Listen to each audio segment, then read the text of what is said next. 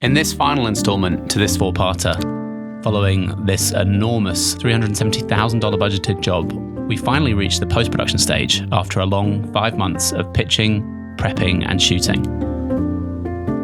I was directing this project, but I was also going to be heavily involved with not just overseeing the edits, but actually getting my hands dirty too, along with Jess, production company Detail's in-house editor, and maybe one or two freelance editors we had earmarked to bring on board if needed. As we'd been shooting, the plan had been to create proxies, send them back to Jess at the base from wherever we were in the world, and she could start sorting and making selects. With the pushback at the delivery date though, and the split of filming over the Christmas break, we ended up just hand delivering the backup drive to Jess to transfer onto a master back at Detail HQ. On the road shooting, we had one master 32TB solid state drive housed in an OWC Thunder Bay 4 Mini. Out of those 32 terabytes, by the end of the shoot, we'd only used up about half the space. But you can never be too careful when shooting multiple cameras of red raw footage. I played the role of DIT at the end of each day and would back up onto a less speedy, but much more cost-effective 24 terabyte Western Digital MyBook hard drive. The nuisance with both of these drives is that you need to be plugged into mains power to run them. So in addition to them, between Will and myself, we had 8 terabytes of spare portable SSDs on hand to do temporary transfers for when we were in a rush between locations or needed to clear out before we'd had time to copy and back up the rushes. Then, when travelling, I'd hold onto the master and usually give Helen the backup for safekeeping, so our chances of any potential catastrophes were halved. Since the goalposts for what we were creating had been moved back in that earth-shatteringly disturbing meeting at the start of January, we still didn't know exactly what we were going to be delivering. And with the client so frequent to change their minds, we'd agreed that after each shoot day, we'd now send transcripts of all the interviews over to them so they could read through and start to select moments they thought could work for this change in direction, whatever that might be. We'd use Adobe Premiere's auto-transcribe feature, and then Helen would do a quick search and delete for any rude words that may have left my mouth during the interview before sending it over to the clients. Since the week before Christmas, Jess had been making selects, both from the interviews and from the B-roll. We'd worked in Premiere from a Teams project, so when it came to the actual cuts, we could work in tandem when needed. After we wrapped on shooting, we discussed having to potentially head back to do some pickup interviews and capture any additional B-roll we might need to make it all work after everyone had seen some rough cuts. As no one, myself included, was entirely convinced that these Frankenstein edits were going to work. Trying to satisfy every stakeholder now involved at the company was unlikely to be a recipe for success. Excited and a little bit apprehensive with the client's notes from their reading of the transcripts and my own knowledge of the interviews and B-roll, I set about editing a rough cut full of placeholders and blank spots of the second episode to share with the client and discuss before we started tackling episodes 1 and 3. Why start with episode 2? Just because I liked the real-world protagonist Kuds the most, and his interview had been full of amazing sound bites that I thought were going to work really well in the edit. Although this was going to just be a rough assembly, we've always got to remember that clients have very little imagination. So I wanted to semi-polish it as we went through to show what it could become. And that included sticking a lot over the top of it, so we didn't allow anyone from the brand asking questions about the raw footage, and adding music and a bit of sound design. Which brings me to the sponsor of today's video, Audiio. To be totally honest, the music wasn't just for the client's benefit in this early stage, but it was for mine too. Music is integral to conveying emotion, particularly when you're trying to convey a bit of drama or excitement. It levels everything up tenfold. I've used Audiio for years, and ahead of starting the edit, alongside producer Helen, I started building some playlists of the sort of music I want to structure the edits around. What I love about Audiio is they boast an enormous library of music tracks and sound effects for your edits, and the selection only seems to get bigger and better. Something that's new to Audiio this year, which would have been so helpful when starting on these edits, is the Link Match AI tool.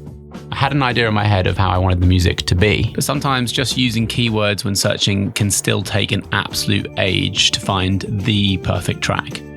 But with the new Link Match AI tool, I can take some of my favorite banger scores from Spotify, TikTok, SoundCloud, or YouTube, just paste the link in, and Audio's advanced artificial intelligence model will analyze the link against their entire catalog for the closest possible match. If you follow the link at the top of the description, and use code PETERS70 at checkout, you can get 70% off your first year of Audiio Pro, making it just $59. That's a bargain. And I should probably mention too that every song that you've heard across this series has also come from the Audiio Pro subscription. Thank you so much to the legends at Audiio for sponsoring this episode. If you follow me on my socials, you'll know of my fear of AI. It makes me anxious. But just like those that rebelled against industrialization, I think we'd be stupid not to embrace it and try and use it wherever possible to make our lives easier and, in a filmmaking career context, to get ahead of the game. I want to go into this in more detail in the future and share my learnings of AI so far. But in terms of how I used it in the making of this doc, there were a few places. The glaringly obvious being the use of ChatGPT's DALL-E whilst creating boards in the pre-production process, as well as working with Midjourney to help out the art department.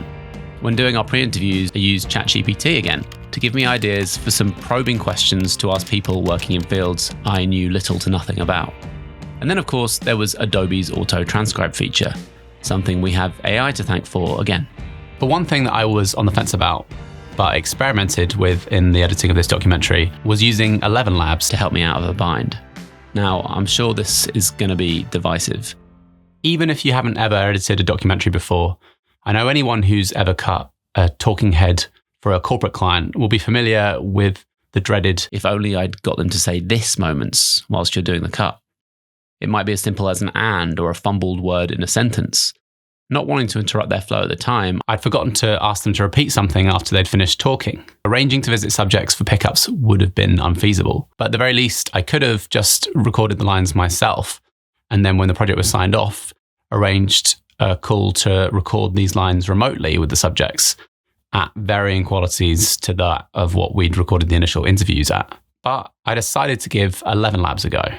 And it worked an absolute treat. You just feed a minute or so of the person's audio into the program, and from that, you can fairly precisely clone their voice.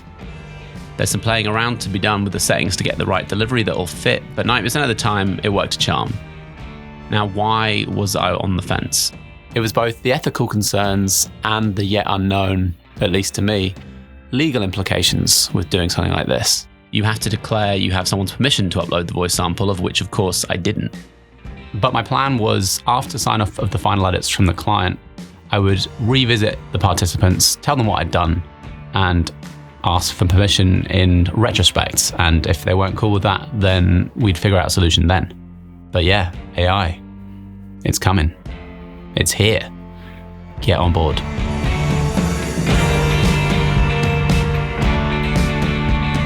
So how did I actually approach the edit? I spent the first day going through Jess's selects, picking out the bits I knew the client wanted to include, and thinking about how it could all be worked into a cohesive episode.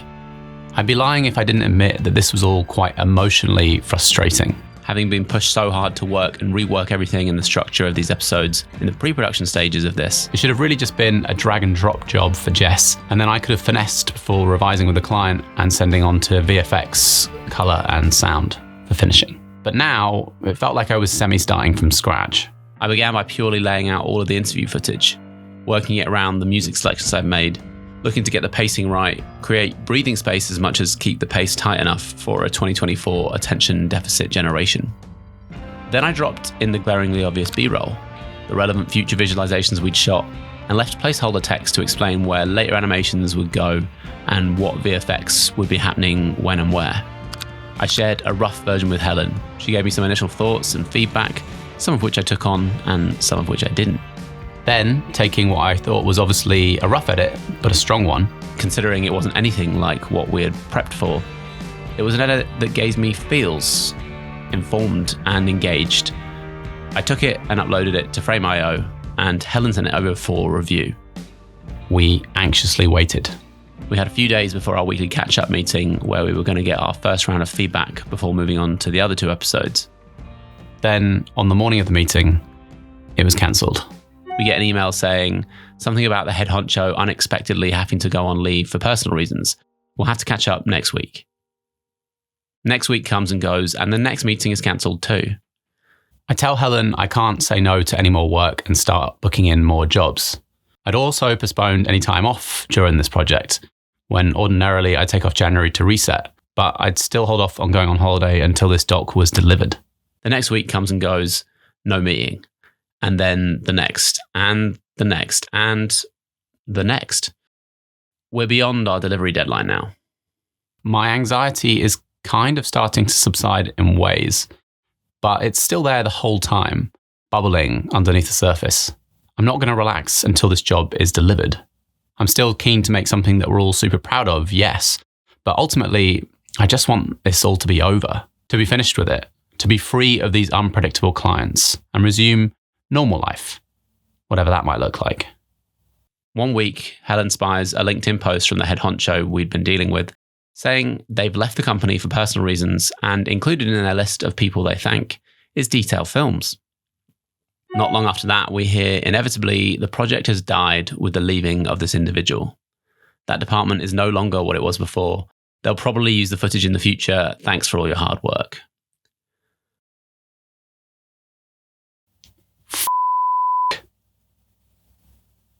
Not knowing what you were going into, if you were to go back knowing what was going to then unfold, would you still do it?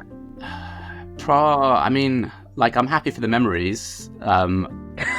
Probably I should say no, because I was I went back into therapy for the first time in over 3 years because of that job, to talk about the clients and to talk about the way I was being treated by the clients. I think we were each other's crutch for this. We were totally mum and dad of the job. And if we hadn't had each other to call up and moan about something, I don't know, it would have been a lot worse. Grateful for you, Scott. Yeah, I was grateful for you as well. How do you feel when it got canned? Hugely gutted, because it just felt like a waste of all our time, but also really relieved. It was a real mixed bag. I think I got quite upset.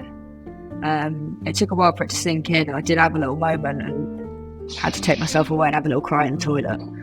I'm gutted it didn't make it to VFX. I'm gutted it never made it to the grade. All of those people that gave us their time and were so excited to be a part of it.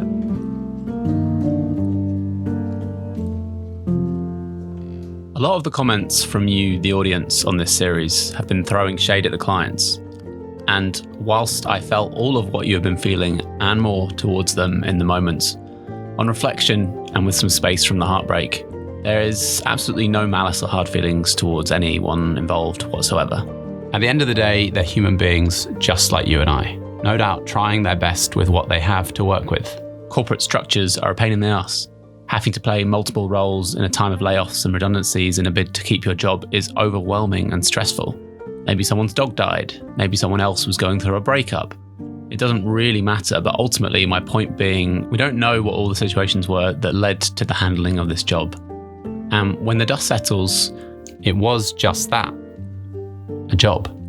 I think because so many of us in this industry are fortunate enough to work on behalf of our passion as well as making a living, we forget that it's just not the case for so many other people. So yes, a lot of time, money and efforts were wasted, but there's a lot of waste and a lot of jobs, roles, businesses. It just sucks that we were on the receiving end of this one.